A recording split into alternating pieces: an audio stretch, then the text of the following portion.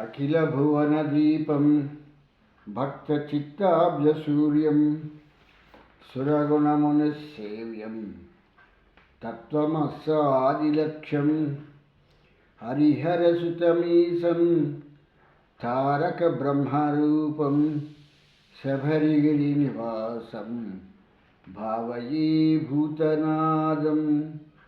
స్వామి శరణమయ్యప్ప. ప్రియమైన ఆత్మబంధువులారా, ఆశ్రిత వారి సౌజన్యంతో మనం ఈ భక్తి అనేటువంటి కార్యక్రమాన్ని మనం ప్రారంభించుకున్నాము. ఈ ప్రారంభించుకున్నటువంటి భక్తి కార్యక్రమంలో మనం ఈ యొక్క భక్తి కథలను వింటూ ఆ కథలలో ఉన్న అంతరార్థాన్ని మనం తెలుసుకోవడానికి ప్రయత్నిస్తున్నాం. చిన్నప్పుడు చెప్పినట్టుగా కథకి కాళ్ళు ఉండవు, ముంతకి చెవులు ఉండవు, ప్రతి కథ కంచికే వెళ్ళిపోతుంది అన్నటువంటి ఏదో ఒక సామెతలాగా ఈ రామాయణ భాగవత కథలని వినటానికి మనకి అలా ఉండదు. కాబట్టి వీటి అందు కడు శ్రద్ధ వహించి ఏ ఒక్క చిన్న విషయాన్ని కూడా మరపు రానివ్వకుండా వినవలసినటువంటి ఎంతో కడు శ్రద్ధతో, భక్తితో, విశ్వాసంతో కూడుకున్నటువంటిది ఈ ఒక్క రామాయణ భాగవత మహాకథలు అనేటువంటివి. రామాయణ కాలంలో అంటే త్రేతాయుగంలో ఆ ఒక్క సగరపుత్రులైనటువంటి సగరులందరూ కూడా ఆ యాగాశ్వం గురించి ఆ 60,000 మంది ఆ ఒక్క భూమిని తవ్వేయటం ప్రారంభించి ఆఖరికి పాతాళలోకానికి వెళ్ళి ఆ ఒక అశ్వాన్ని కనుగొని అక్కడ కపిల మహర్షి చేత వీళ్ళందరూ కూడా ఆయన యొక్క కంటి చూపుతో ఈ 20,000 మంది కూడా భస్మీపటలం అయిపోవటం జరిగింది. అలాగే వీళ్ళు ఎంత ప్రయత్నం చేసినా కూడా సగరుడు కానీ, సగరుల తాలూకు మనవలు కానీ ఎంతమంది ప్రయత్నం చేసినా ఆ ఒక్క దేవలోకంలో ఉన్నటువంటి గంగని భూలోకంలోకి తీసుకురావటానికి అది ఒక్క భాగీరథుడికి మాత్రమే సాధ్యమైంది. భాగీరథుడు బ్రహ్మని గురించి తపస్సు చేయటం, బ్రహ్మ ఈ యొక్క భగీరథుడికి వరాన్ని ఇచ్చి అలాగే నీకు గంగని పంపిస్తానంటాం. గంగని పంపించిన తర్వాత ఆ గంగని భరించాలంటే ఒక మహానుభావుడు ఉండాలి. భూమి భరించలేదు కాబట్టి నువ్వు శివుడి గురించి తపస్సు చేసి శివుడిని కూడా ప్రత్యక్షం చేసుకో, అప్పుడు నేను నీకు గంగని ఇస్తానని చెప్పటం జరిగింది. ఇలాగ గంగా నదిని దేవలోకాల్లో నుంచి భూలోకానికి తీసుకురావటానికి భగీరథుడు ఆ ఒక్క ప్రయత్నాన్ని చేయటానికే భగీరథ ప్రయత్నం అంటాడు. ఇంత కష్టపడి తీసుకొస్తే 1 సంవత్సర కాలం ఆడదానికి ఇంత అహంకారమా అని చెప్పేసి శివుడు తన జటాజూటల్లో బంధించడం జరిగింది. ఈ యొక్క మొసళ్ళు, ఈ చేపలు, జలచరాలన్నింటితో కూడా ఆయన జటాజూటల్లో ఈ గంగని బంధించడం జరిగింది. ఆ ఒక్క భూలోకాలకు వచ్చేటప్పుడు దేవలోకంలో నుంచి జంతుజాలాలన్నింటితో కూడా ఈ యొక్క గంగానది రావటం తటస్థించింది. ఆ తర్వాత శివుడితో మొరపెట్టుకున్న తర్వాత శివుడు కనికరించి గంగని వదిలిన తర్వాత ఆ జన్మ మహర్షి తాలూకు ఆశ్రమాన్ని ముంచేస్తోందని చెప్పేసని, ఆడదానికి ఇంత అహంకారమా అని చెప్పేసని ఆ జన్మ మహర్షి ఆ గంగను మొత్తం తాగేయటం జరిగింది. దాంతో మళ్ళీ భగీరథుడు ఆయన్ని ప్రార్థించి, మహానుభావ, నేను గంగని ఆ దేవలోకంలో నుంచి ఎందుకు తీసుకొచ్చారంటే, ఇక్కడ మా ముత్తాతలందరూ కూడా బూడిదరాసులై ఉన్నారు, వాళ్ళని సంస్కరించడానికి తీసుకొస్తుంటే మీరు ఇలా అవపోసన పట్టేశారు అని చెప్పేటప్పటికి, సరే అని చెప్పేసని ఈ యొక్క జన్మ మహర్షి తన తాలూకు చెవులలో నుంచి గంగని వదలటం జరిగింది. అక్కడి నుంచి అక్కడ దాకా గంగానదిగా ఉన్నటువంటి ఆమె జాహ్నవి కింద మారటం తటస్థించింది. జన్మ మహర్షి తాలూకు చెవుల నుంచి వచ్చింది కాబట్టి జాహ్నవి కింద మారటం జరిగింది. ఇలా గంగాదేవిని స్వర్గలోకంలో నుంచి అన్నట్టుగాను, దేవతల దగ్గర నుంచి, సురలోకంలో నుంచి భూలోకానికి తీసుకురావటానికి ఎంతో కష్టపడ్డాడు అనేటువంటి విషయాన్ని భగీరథ ప్రయత్నము అని చెప్పేసి రామాయణంలో వాల్మీకి మహర్షి వ్రాయటం జరిగింది. ఇదే అంశాన్ని తీసుకుంటే భారతంలోకి వచ్చేటప్పటికి ఈ యొక్క గంగా నదిని మిగిలినటువంటి దేవతలు, దానవులు అన్నట్టుగా సురలు అందరినీ కలిపి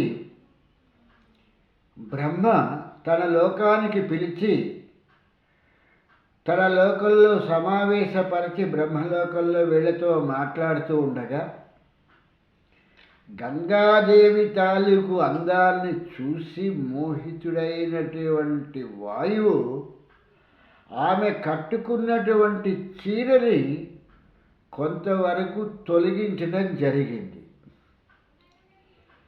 అది ఆమె గమనించలేదు గంగాదేవి బ్రహ్మలోకంలో.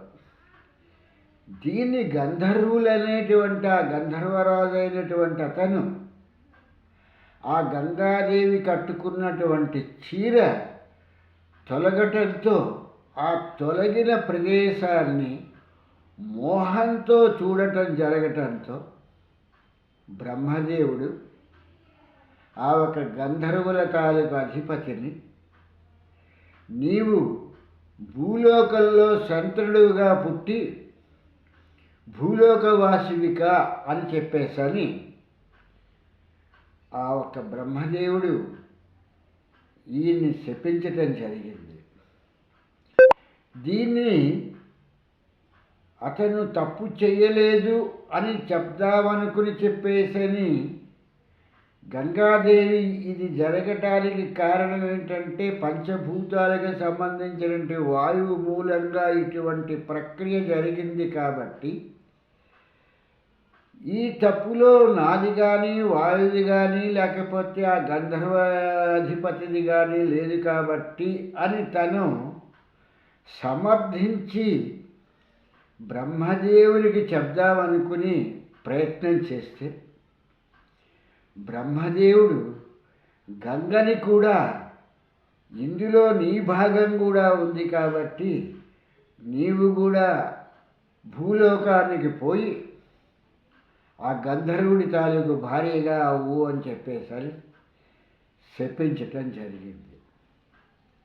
ఇలాంటి కథాగమనాలు వింటే ఏదో రామాయణాన్ని తీసుకుని అయోధ్యాకాండలో గచ్చతి అంటే నేను చెప్పుకెళ్ళిపోతాను అని అంటే, ఇలాంటి పడికట్టి పదాలను నేర్చుకుని అన్నీ వెళ్ళిపోతే గచ్చతి అంటే అయోధ్యలో నుంచి సింహాసనం వెళ్ళిపోయింది, దశరథుడు వెళ్ళిపోయాడు, రాముడు వెళ్ళిపోయాడు, సీత వెళ్ళిపోయింది, దాని వెనకాల లక్ష్మణుడు వెళ్ళిపోయాడని ఇలాంటి కథలు వినటానికి కాదు కదా ప్రవచకులు ఇలాంటివి చెప్తూ ఉంటే, ఇలాంటి ప్రవచనాలు చెప్తూ ఉంటే వినటానికి.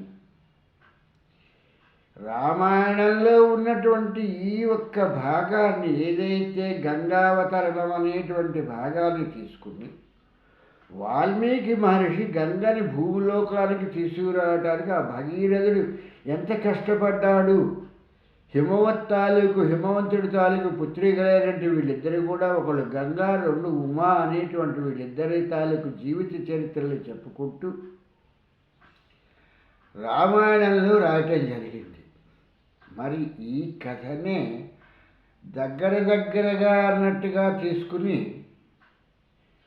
వ్యాస భగవానుడు గంగకి శాపమిచ్చి భూలోకానికి వెళ్ళిపోమన్నారు అని చెప్పేసి అంటే, కృతయుగం తర్వాత త్రేతాయుగం వచ్చింది, త్రేతాయుగం తర్వాత ద్వాపరయుగం వచ్చింది. కృతయుగం నుంచి త్రేతాయుగాలకు వచ్చేవాడు భగీరథుడు కష్టపడి గంగని దేవలోకాల్లో నుంచి భూలోకానికి తీసుకురావడం జరిగింది. అంటే భగీరథుడు వెళ్ళిపోగానే గంగ మళ్ళీ సురలోకానికి వెళ్ళిపోయిందా? అంటే భగీరథుడు ఉన్నంతకాలము ఆవిడ భూలోకంలో ఉండి భగీరథుడు ఆ ఒక దేహయాత్ర చాలించగానే ఇక్ష్వాకు వంశంలో నుంచి అన్నట్టుగాను వాళ్ళందరినీ కూడా వాళ్ళ జీవితాలన్నింటికీ కూడా కావలసినటువంటి మోక్షాన్ని ప్రసాదించేశారు కదా అని మళ్ళీ తిరిగి ఈవిడ స్వర్గలోకానికి దేవలోకానికి వెళ్ళిపోయిందా?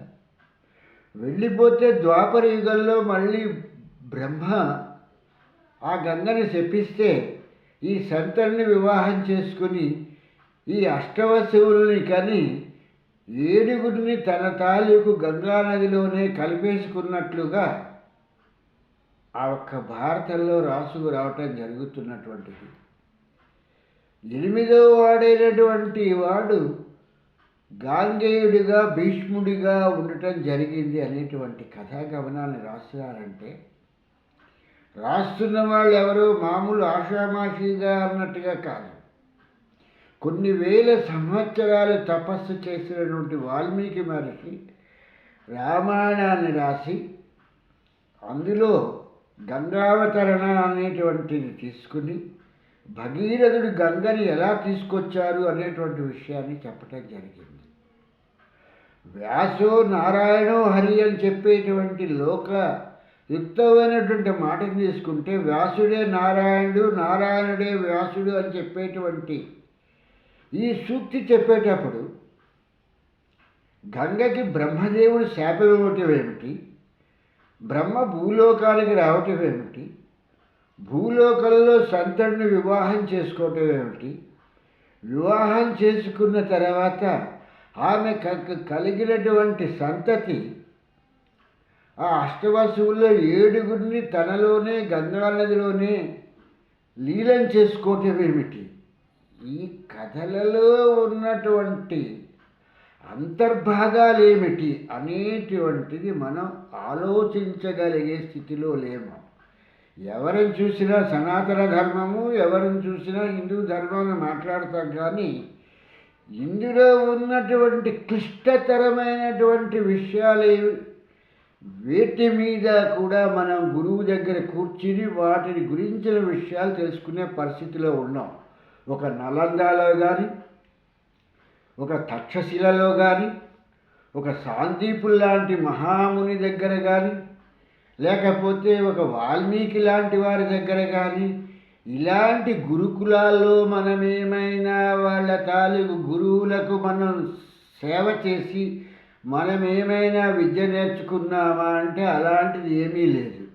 కానీ అంత కష్టపడి వాళ్ళు అన్ని సంవత్సరాలు తపస్సు చేసినటువంటి రామాయణ భారత భాగవత కథలని ఒక సునాయాసంగా గజేంద్ర మోక్షం అనేతను, లేకపోతే ధ్రువ చరిత్రను, లేకపోతే ప్రహ్లాద చరిత్రను, అంబరీషోపాఖ్యానమను, ఉదంకుడి ఉపాఖ్యానమను ఇలా మనం ప్రారంభిస్తున్నాము. కానీ ఆ కథలలో ఉన్నటువంటి అంతర్భాగాలు ఏమిటి, అసలు ఆ షుగర్ కోటెడ్గా వేసి కథ కంచికెళ్ళే లెవెల్లో చెప్పినట్టు చెప్తున్న ఆ కథలో ఉన్నటువంటి అంతర్భాగం ఏమిటి అనేటువంటి పరిస్థితి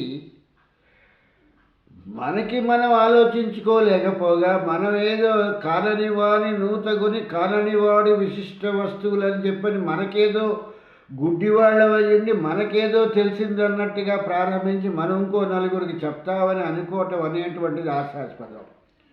పోనీ ఈ నలుగురు ఏమన్నా జ్ఞానవంతుల, ఏ పిప్పలాయనుడి దగ్గరికి వెళ్ళినటువంటి 6 శిష్యులు లాంటి వాళ్ళ, లేకపోతే యాజ్ఞవల్కుణ్ణి సేవించినటువంటి శిష్యులు లాంటి వాళ్ళ, లేకపోతే సనత్కుమారుడు అనేటువంటి వాడిని సేవించినటువంటి వాళ్ళ? ఇలాంటి శిష్యులు ఎవరు కాదు. గురువు ఎటువంటి మూర్ఖుడో శిష్యులు కూడా అటువంటి మూర్ఖులు. వీళ్ళందరూ కలిసి ఆ గురువు గారికి బిరుదిస్తారనమాట. బ్రహ్మశ్రీ అని చెప్పేటువంటి బిరుదిస్తారు. అంటే బ్రహ్మ పదార్థమే తెలీదు, వీడికి తెలీదు, తీసుకునేటువంటి గురువుకి తెలీదు. బ్రహ్మ అనేటువంటిది ఏమిటి? అది ఒక పోస్టింగ్ కాదు, అది ఒక పదవి కాదు, అది ఒక పదార్థం కాదు, అదొక వ్యక్తి కాదు, అది ఇంద్రియాలకి గోచరం కాదు అనేటువంటివన్నింటిని వేదం చెప్తోంది, ఉపనిషత్తులు చెప్తున్నాయి, పిప్పలాయనుడు చెప్తున్నాడు. అలాగే ప్రశ్నోపనిషత్తులు చెప్తున్నాయి, బృహద్రాయణోపనిషత్తు చెప్తోంది, కైవల్యోపనిషత్తు చెప్తోంది. ఆ బ్రహ్మ ఆత్మ అనేటువంటి వాటిని నిర్వచించడము, చూడటము అనేటువంటిది చాలా కష్టతరమైన విషయము. అది గోచరము కాదు అనేటువంటి దాన్ని పట్టుకుని ఎవరో 4 మాటలు చెప్పగానే వాళ్ళకి బ్రహ్మశ్రీ అని చెప్పేశారని అంటే, ఈ బిరుదు అదేదో విశ్వనాథ్ గారు ఒక సినిమాలో తీసినట్టుగా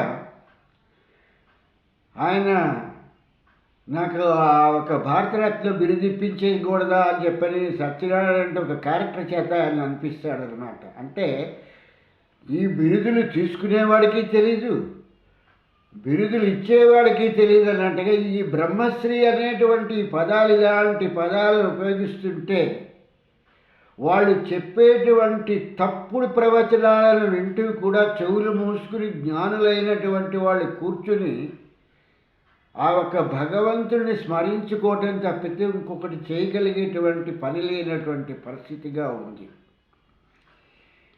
వాళ్ళు ఏదో పుస్తకం చదివేశాము అని చెప్పేసరి దానిలో ఉన్నటువంటి కథాగమనాలు ఎదురకుండా ఉన్నటువంటి వ్యక్తులకి చెప్దామని అనుకుంటున్నారు తప్పితే, వాళ్ళు చదివిన పుస్తకంలో ఉన్నటువంటి భాగమైనటువంటి వాటిని వాళ్ళు గ్రహించుకుని వాళ్ళు జ్ఞానాన్ని పొందుతున్నారా? ఎంతసేపు ఎదురకుండా ఉన్నవాడికి చెప్పేటప్పుడు నువ్వు ఈ పని చేస్తే నీకు పాపం వచ్చేస్తుంది, నిన్ను తీసుకెళ్ళి యముడు నరకల్లో పడేస్తాడు అని చెప్పేసరికి నువ్వేదో ఈ పని చేస్తే నీకు పుణ్యం వచ్చేస్తుంది. ఏం చేసుకుంటాం? పుణ్యం వచ్చేస్తే ఎక్కడికి వెళ్ళిపోతాం? విరాట్ పురుషుడి చేత సృజించబడినటువంటి ఈ యొక్క జగత్తంతా కూడా ఇది ఒక సైకిల్ లాగా తిరుగుతూ ఉంటుంది.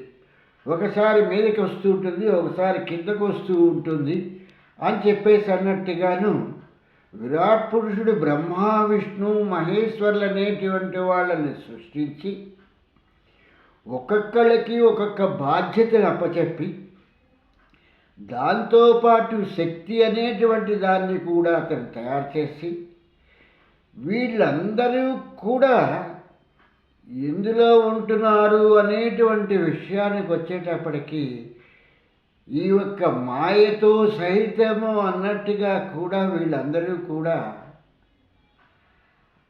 ఆ యొక్క స్త్రీతత్వంలోనే వీళ్ళందరూ ఇమిడిపోయి ఉన్నారు అనేటువంటి విషయాన్ని గ్రహించుకోలేక ఎంత బ్రహ్మైనా కూడా స్త్రీతత్వానికి లోనయ్యే ఉంటున్నాడు. అలాగే ఎంత విష్ణువైనా సరే స్త్రీతత్వానికి లోబడే ఉంటున్నాడు. ఎటువంటి లయకారకుడైనటువంటి శివుడైనా సరే ఆయన కూడా శ్రీతత్వానికే లోబడి ఉంటున్నాడు. అందుకే మన పెద్దవాళ్ళు ఏం చెప్తారంటే, ఎంత వారలైనా కాంతదాసులే అని చెప్పేటువంటి విషయాన్ని మన వాళ్ళు చెప్తున్నారు. ఈ ఒక్క మోహానికి కానీ వీటికి కానీ వాళ్ళు అతీతులుగా ఏమైనా ఉంటున్నారా? ప్రకృతిలోనే ఉంటున్నారు తప్పితే ప్రకృతిని దాటి వీళ్ళెవరూ కూడా బయటికి వెళ్ళట్లేదు. విరాట్ పురుషుడు సృజించినటువంటి ప్రకృతిలోనే వీళ్ళందరూ భాగమయ్యారు తప్పితే ప్రకృతికి అతీతంగా ఉన్నాడంటే విరాట్ పురుషుడే. ఈ ఒక్క సృష్టి క్రమానంతటినీ జరిపిస్తున్నటువంటి వాడు ఎవరయ్యా అంటే ఆ ఒక్క విరాట్ పురుషుడు. ఈ యొక్క జంతుజాలాలు కానీ మనుషులు కానీ వృక్షాలు కానీ ఏవైనా సరే సృజించబడుతున్నాయి ఇవి పుట్టబడుతున్నాయి అంటే ఎవరి చేత పుట్టబడుతున్నాయి అంటే బ్రహ్మ చేత పుట్టించబడుతున్నాయి. బ్రహ్మ కూడా పుట్టించటానికి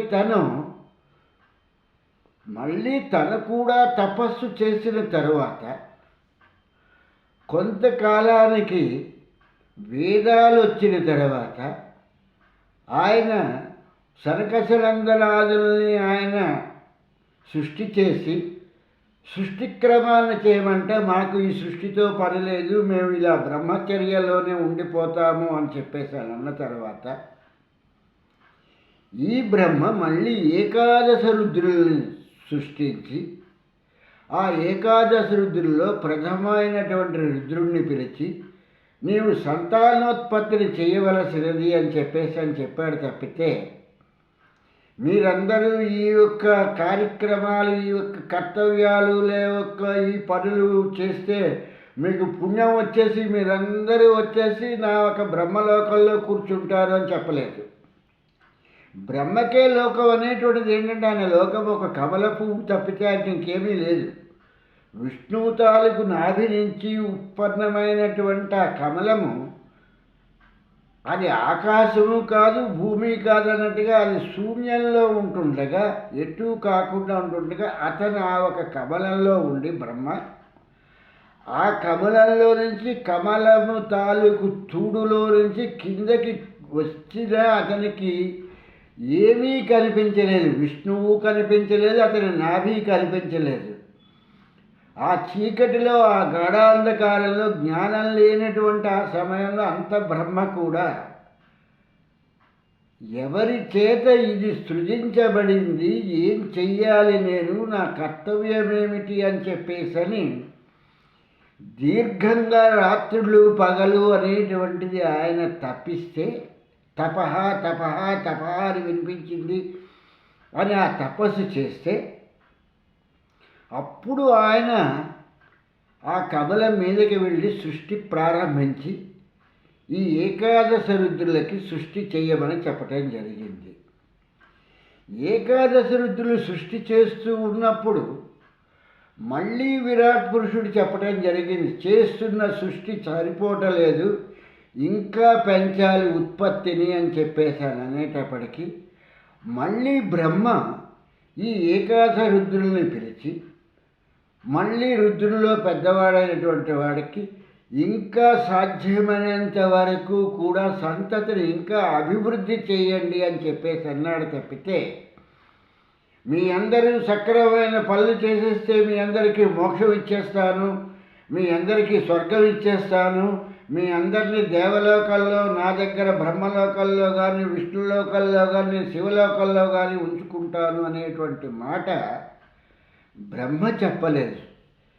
మనకి ఒక ఉదాహరణగా అడ్మినిస్ట్రేషన్లో ఏం చెప్తారంటే ఎవరైతే ఉద్యోగాన్ని ఇచ్చినటువంటి వాడు ఉన్నాడో వాడికన్నా పైవాడు మాత్రమే, పై ఉద్యోగంలో ఉన్నవాడు మాత్రమే ఆ అపాయింట్మెంట్ చేసినటువంటి ఎవడైతే ఎంప్లాయీ ఉన్నాడో అతని మీద యాక్షన్ తీసుకోవడానికి అవుతుంది తప్పితే అపాయింట్మెంట్ చేసిన వాడు ఆ ఎంప్లాయీ మీద యాక్షన్ తీసుకోవడానికి లేదు అనేటువంటి విషయాన్ని రాజ్యాంగపరంగా వీళ్ళు రాసుకున్నటువంటిది. అటువంటిది వేదాల్లో రాసినటువంటి విషయాన్ని వేదాలు అనకూడదు, వేదవ్యాసులు వచ్చేంత వరకు వేదాలు కాదు వేదమే అని చెప్పాలి. అప్పుడు ఉన్నది ఒకటే వేదము. తర్వాత వేదవ్యాసుల వారు వచ్చిన తర్వాత దాన్ని 4 భాగాల కింద చేయటం ఇవన్నీ జరిగాయి. కనుక ఇటువంటి ముఖ్యమైనటువంటి విషయాలని ప్రవచించాలి, మనం చెప్పాలి అనేటువంటి నిజంగా చెప్పాలి. ఒక చిన్న పిల్లవాడు ఎల్కేజీలో జాయిన్ అయిన తర్వాత వాడు స్కూల్కి వెళ్ళొచ్చి ఆ స్కూల్ నుంచి రాగానే ఆ పిల్లవాడు ఎలా యాక్ట్ చేస్తాడంటే ఆ టీచర్ లాగానే ఒక బెత్తం పట్టుకుని వాడు ఏదో తనకు వచ్చేసింది తను చెప్పేయాలి అనేటువంటి పరిస్థితిలాగా వాడు నటన చేస్తూ ఉంటే ఆ ఒక్క పిల్లవాడి తాలూకు తల్లిదండ్రులు చూసి నవ్వుకుంటూ ఉంటారు. వీడికి ఇంకా ఎల్కేజీలోనే ఉంటుండగాను నర్సరీలో ఉంటుండగా వీడు టీచర్ని అనుకరిస్తున్నాడు అని చెప్పని. అట్లాగే ఈ రామాయణ భారత భాగవత కథలన్నింటినీ కూడా రాసినటువంటి వాల్మీకి మహర్షి కానీ, లేకపోతే వేదవ్యాసుల వారు కానీ ఏమీ చిన్నవాళ్ళు కాదు. అటువంటి కథలను ఎందుకు రాశారు? మనకి ఒక కంప్యూటర్స్కి వచ్చేటప్పటికే కోడింగ్ చేయడానికి ఒకళ్ళు కావాలి, డీకోడింగ్ చేయడానికి ఒకళ్ళు కావాలి అని చెప్పేసి కోడింగ్ గురించి మనం కొంతమందిని మనం పెట్టుకోవటం, ఉద్యోగాలు ఇవ్వటం జరుగుతున్నటువంటిది. అలాగే డిఫెన్స్లోకి వచ్చేటప్పటికి కూడా, దేశ భద్రతకు వచ్చేటప్పటికి కొన్ని వీటికి వచ్చేటప్పటికి ఆ ఒక ఉత్తరాలు చదివితే చూడటానికి అది మామూలుగానే ఉంటుంది, కానీ దేశానికి సంబంధించిన రహస్యాలన్నీ కూడా అక్కడ డీకోడ్ చేస్తే అందులో ఉన్నటువంటిది ఏమిటో బయటకు వెళ్ళిపోతుంది. అట్లాగే ఈ రామాయణ భారత భాగవత కథలు అనేటువంటివి కోడులో రాసినటువంటివి, కథలుగా రాసినటువంటి గాథలు అనేటువంటిది మర్చిపోయి, నేను ఉద్యోగం చేస్తున్నటువంటి సమయంలో కాజీపేటలో కొండపల్లి సీతారామయ్య అనేటువంటి ఒక నక్సలైట్ నాయకుడిని అరెస్ట్ చేయటం జరిగింది. ఇది అందరికీ తెలిసినటువంటి వృత్తాంతమే. ఈ కొండపల్లి సీతారామయ్య అనేటువంటి అతను అరెస్ట్ చేసిన తర్వాత ఆరోగ్యం బాగాలేదు అని చెప్పేసి వరంగల్ ఎంజిఎం ఆసుపత్రిలో, గాంధీ మెడికల్ హాస్పిటల్లో అతన్ని పేషెంట్గా జాయిన్ చేయటం జరిగింది. కొంతకాలం అయిన తర్వాత అందరూ ఈ పోలీసు వాళ్ళు వీళ్ళు అందరూ చాలా పటిష్టమైనటువంటి భద్రా చర్యల మధ్యన ఉంటుండగా, ఆ కొండపల్లి సీతారామయ్య అనేటువంటి అతనికి ఒక టెలిగ్రామ్ రావటం జరిగింది. ఏమిటా టెలిగ్రాము అంటే, మదర్ సీరియస్ అనేటువంటి భాషతో ఒక టెలిగ్రామ్ రావటం జరిగింది. దాన్ని నగసిగ పర్యంతరము కూడా పోలీసు శాఖ వారు, ఇంటెలిజెన్సీ శాఖ వారు, మిగిలినటువంటి కోడికి సంబంధించినటువంటి వాళ్ళు, నర్సులు, డాక్టర్లు, ప్రతి వాళ్ళు కూడా ఆ ఒక్క టెలిగ్రామ్ని 1కి 10 సార్లు 100 సార్లు అన్నట్టుగా చూడటం జరిగింది. జరిగిన తర్వాత ఇది కోడు కాదు, నిజంగానే కొండపల్లి సీతారామయ్య తల్లికి ఒంట్లో బాగాలేదు అనేటువంటి విషయాన్ని గ్రహించి వీళ్ళు ఆ టెలిగ్రామ్ని కొండపల్లి సీతారామయ్యకి ఇవ్వటం జరిగింది. టెలిగ్రామ్ ఇచ్చినటువంటి రాత్రి కొండపల్లి సీతారామయ్య నర్సుని చంపేసి డాక్టర్ని కట్టేసేసి హాస్పిటల్లో నుంచి పారిపోయాడు.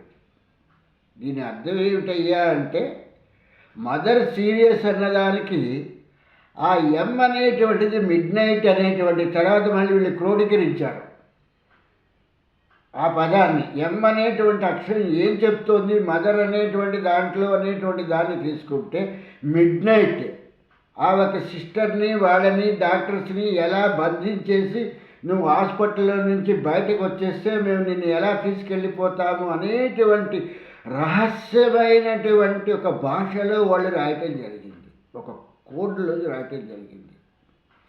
ఇది తెలిసి తెలియకుండా మదర్ సీరియస్ అందరూ చదివారు, కింద నుంచి మీద వరకు అన్నట్టుగా అందరూ చదివారు. మళ్ళీ ఇంత మేము ఉద్యోగాలు చేస్తున్నాం అని చెప్పుకుని గొప్పలు చెప్పుకుని అందరూ చదివారు. కానీ అందులో ఉన్నటువంటి వచనం ఏంటి, మదర్ సీరియస్, అంతకన్నా ఇంకొక ముక్క లేదు, వాడు పారిపోయాడు. అలాగే దేశ రక్షణకు వచ్చేటప్పటికి కూడా ఈ కోడింగు డీకోడింగు అనేటువంటి వాటి మీద ఎటువంటి విషయాలు బయటికి వెళ్ళిపోతాయి అనేటువంటిది తెనాలి రామకృష్ణులో ఆ ఒక తెనాలి రామకృష్ణుడు ఒక చిత్రపటాన్ని చూస్తూ, తాత ఈ ఒక అంటే అప్పాజీ గారిని అంటాడనమాట, ఈ చిత్రకారుడు ఎంత బాగా వేశాడు ఈ చిత్రాన్ని అని చెప్పేసాను అని అంటాడు.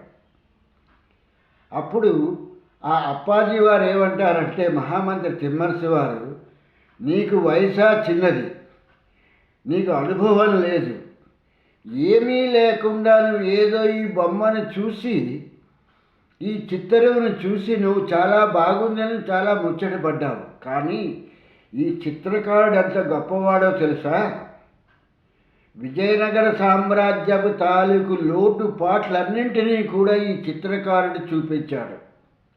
ఈ గద్ద కాళ్ళ కిందన ఈ గద్ద వేళ్ళు ఏవైతే ఉన్నాయో కాళ్ళ కింద ఉన్నటువంటి వేళ్ళు అనేటువంటిది ఈ బీజాపూరు, అహ్మదాబాదు ఇటువంటి 5 సామ్రాజ్యాలు, ముస్లిం సామ్రాజ్యాలన్నీ కలిపి ఒక్కసారిగా వాటి తాలూకు వేళ్లను ముడిస్తే ఈ విజయనగర సామ్రాజ్యం ఈ ఒక్క ఉడతలాగా దొరికిపోతుంది అనేటువంటి విషయాన్ని ఈ లూపంతటిని కూడా చూపిస్తూ వేశాడయ్యా. ఈ చిత్రకారుడు తెలివి తక్కువ వాడు కాదు, నువ్వు నేను చూడటానికి అందమైనటువంటి ఫోటో వేయలేదు అనేటువంటి విషయాన్ని చెప్పటం జరిగింది. అంటే ఒక రహస్య సంభాషణ కానీ ఒక రహస్య చిత్రం కానీ ఎటువంటి విషయాల్ని చెప్తోంది అనేటువంటిది మనం గ్రహించవలసినటువంటి విషయం అన్నమాట. అట్లాంటిది త్రేతాయుగంలో వాల్మీకి మనిషి కొన్ని వేల సంవత్సరాలు అన్నట్టుగా తపస్సు చేసి రామాయణం అనేటువంటి ఒక కావ్యాన్ని, ఆది కావ్యాన్ని రాశారు అనంటే రాముడు పుట్టడం గురించి, రాముడు అడవికి వెళ్ళటం గురించి, రాముడు రావణాసుడు సంహరించడం గురించి, దీనికైనా ఇన్ని సంవత్సరాలు తపస్సు చేసి ఈ కథ రాయటానికైనా? ఇందులో ఎటువంటి మర్మమైనటువంటి విషయాలను పెట్టి జ్ఞానులకు మాత్రమే అర్థమయ్యేటట్లుగా అజ్ఞానాంధకారంలో ఉన్న వాళ్ళకి ఇది కథే. రాముడు సీతలు అంట పెట్టుకుని అరణ్యానికి వెళ్ళాడు, అరణ్యంలో నుంచి ఆయన ఆ సీతని రావణాసుడు ఎత్తుకెళ్ళిపోయాడు, అక్కడికి వెళ్ళి యుద్ధం చేశాడు అని. ఇలాంటి విషయాలను ఎందుకు ఆలోచించలేకపోతున్నారు? వ్యాసో నారాయణో హరి అని అన్నారు. కృష్ణ పరమాత్మ భగవద్గీతని అర్జునుడికి చెప్పాడంటే 18 అధ్యాయాలు విన్న తర్వాత అర్జునుడు చెప్పిన చివరి మాట ఏంటంటే, నువ్వు 18 అధ్యాయాలు భగవద్గీత అయితే చెప్పేశావు, కానీ నేను నా ఊపిరిని ఆపేయమని ఆపేస్తే కానీ చెప్పినటువంటి విషయం ఏంటో పూర్తిగా నాకు అర్థం కాలేదయ్యాలని అన్నాడు. నా మనసే నా మాట వింటలేదు అనేటువంటి దాన్ని. దీనిక మనం 1,00,000 మందిని కూర్చోబెట్టి స్టేడియంలో భగవద్గీత అంత ఒక్కడిగా కూర్చోబెట్టి ఒక్కడికి చెప్పినటువంటి భగవద్గీత అర్థం కాలేదని అర్జునుడు చెప్పాడు. మనం దేనికి చదువుతున్నాం? 1,00,000 మందిని కూర్చొని భగవద్గీత చదువుతున్నామంటాం. దేని గురించి చదువుతున్నాం?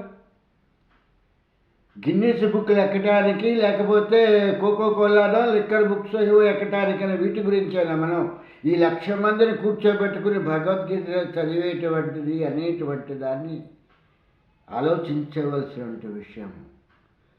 ఇదేదో పురాణాలే కదా, ఇవి చాలా ఈజీగా మనకు అర్థమైపోతాయి.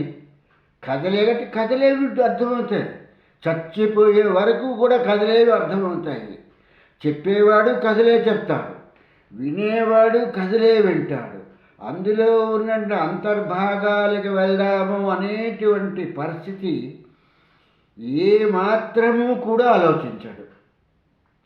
ఎందుకంటే ఈ మాయా అనేటువంటిది ఏంటంటే, ఈ మాయామోహిని సుతనే శరణమయ్యప్ప అనేటువంటిది ఏంటంటే, ఈ మాయామోహము అనేటువంటిది ఈ మోహము కమ్ముకుని ఉన్నంతసేపే కార్యక్రమాలన్నీ జరుగుతాయి. ఈ భార్య, పిల్లలు, కొడుకులు, కూతుళ్ళు, తల్లి, తండ్రి అనేటువంటి ఈ మోహం అనేటువంటి ఈ చక్రంలో ఇరుక్కున్నప్పుడే ఈ పనులన్నీ జరుగుతాయి.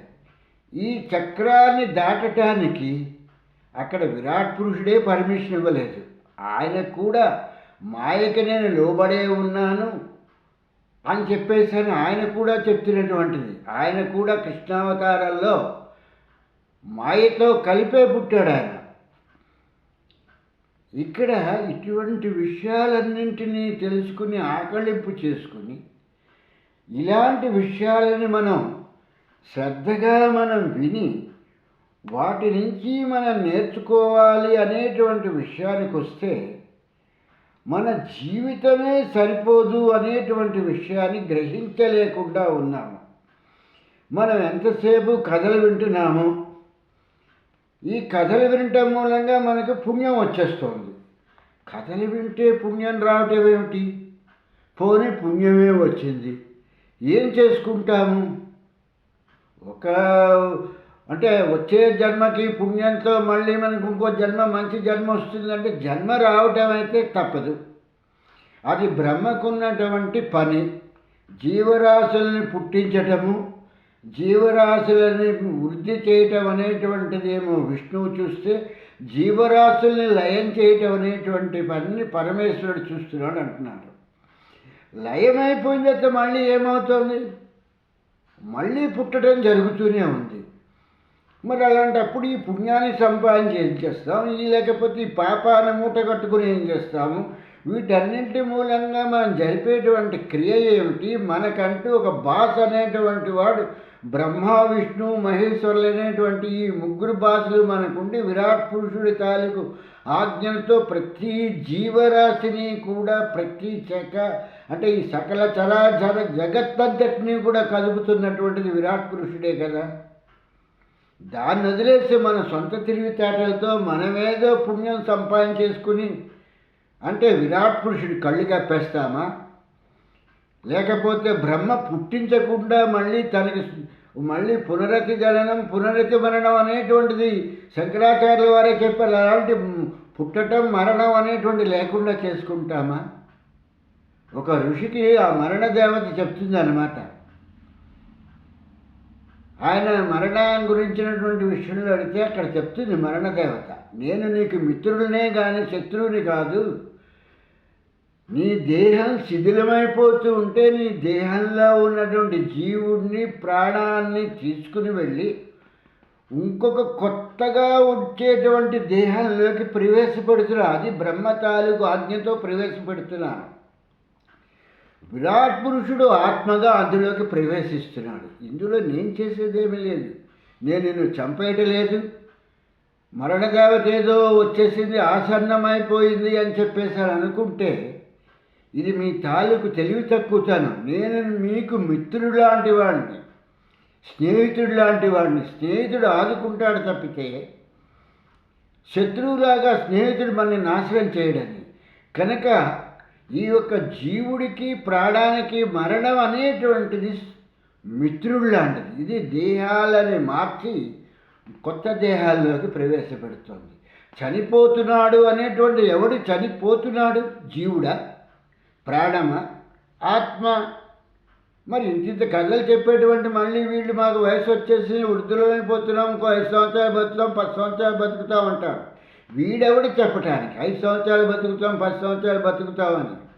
ఆ మృత్యుదేవత వీడికి స్నేహితుడిగా ఎప్పుడు అది దగ్గరకు వస్తుందో అప్పుడు వీడి తాలూకు ఆ యొక్క జీవుడు, ప్రాణం ఈ దేహంలో నుంచి వెళ్ళిపోయి ఇంకొక తాలూకు దేహంలోకి ప్రవేశిస్తాడు. ఇవన్నింటినీ కూడా యాజ్ఞవల్కుడు చాలా చక్కగా చెప్పడం జరిగింది బృహద్రాయణోపనిషత్తులో. వీటిని కూడా చూడకుండా మనం ఎంతసేపు కూడా ఈ ఒక్క కథాగమనాల మీద మన దృష్టి ఉన్నంతకాలం ఇలాగే ఉంటుంది. కాబట్టి ఇక్కడ మనం ఒక చక్కని పాటని మనం విందాం.